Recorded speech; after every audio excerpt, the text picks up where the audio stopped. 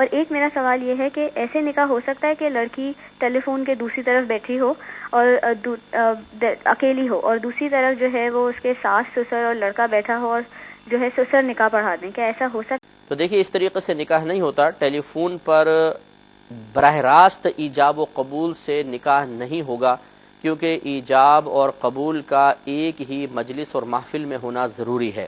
یہی شرعی طریقہ ہے. ہاں یہ ہو سکتا ہے کہ جیسے لڑکی فون پر اس لڑکے کے پاس موجود کسی شخص کو اپنے نکاح کا وکیل بنا دے، مثلا یہ کہہ دے کہ میں آپ کو اجازت دیتی ہوں کہ آپ میرا نکاح اس لڑکے کے ساتھ اتنے حق مہر کے عوض میں کر دیجئے.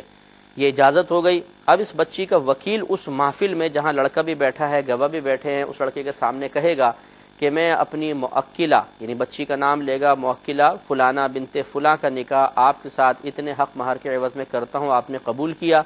لڑکا جواب میں کہہ دے قبول کیا.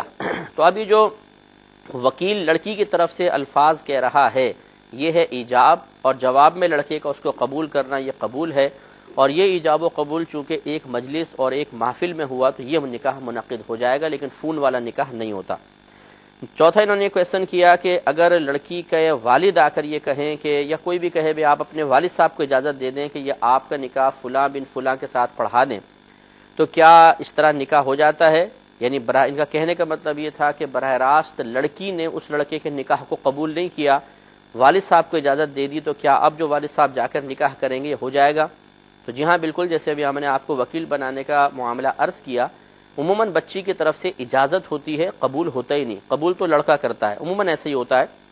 ویسے تو الٹا بھی ہو سکتا ہے کہ لڑکا اجازت دے اور لڑکی قبول کرے، لیکن ہمارے ہاں جو ایک رسم قائم ہے وہ یہی ہے کہ پہلے بچی سے اجازت لے لی جاتی ہے کہ کیا آپ اجازت دیتی ہیں کہ ہم آپ کا نکاح فلاں بن فلاں سے اتنے حق مہر کے عوض میں کر دیں؟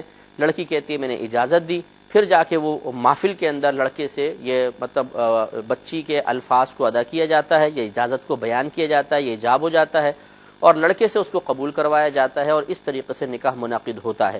لہٰذا اگر والد صاحب کو اجازت دی تھی تو یہ وکیل بنانا ہوا، پھر والد صاحب نے محفل نکاح میں جا کے لڑکے سے قبول کروایا تو یہ قبول ہو گیا، نکاح بالکل درست رہا. میں نے فرمایا